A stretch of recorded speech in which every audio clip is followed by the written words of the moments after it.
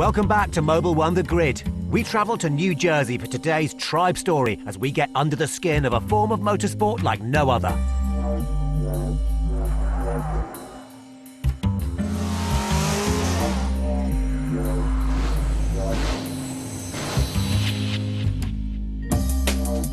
Drifting is all about style, personality, passion, commitment, and of course rock and roll no matter what.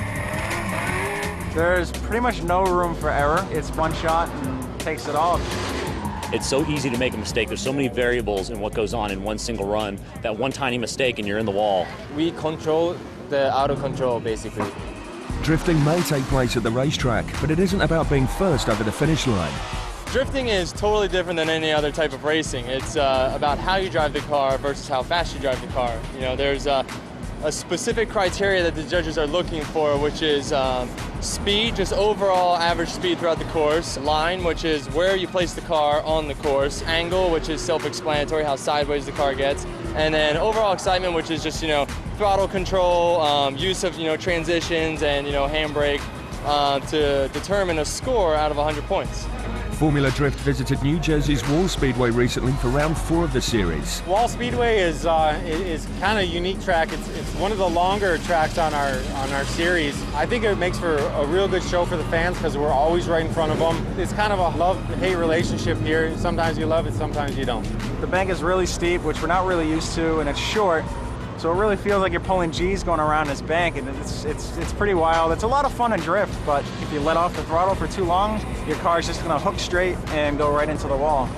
With New Jersey marking the halfway point of the season, it was Justin Pollock who was leading the standings going into the round.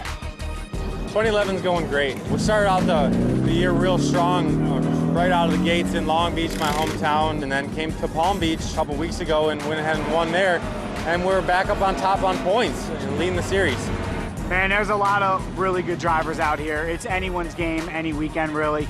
My teammates, Justin Pollock and his Mustang, we have very similar cars, very similar driving styles.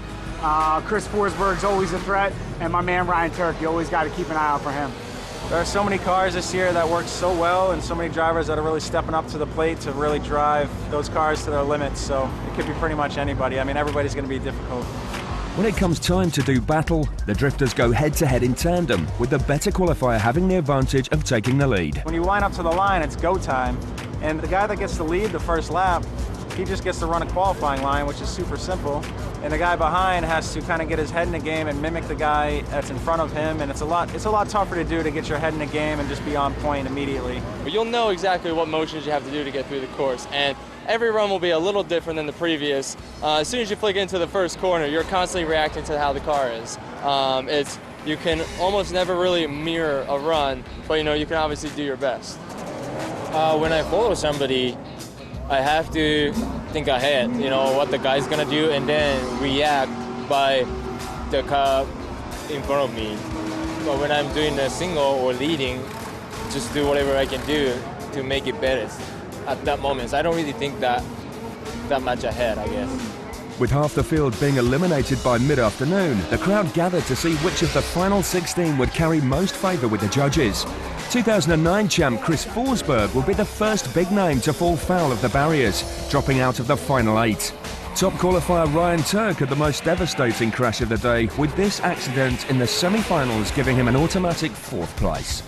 It's such a small mistake, but it cost me big time and put me right into the wall. And there's such little room for error on the entry at this track that you know, it just caught me and nipped me in the butt.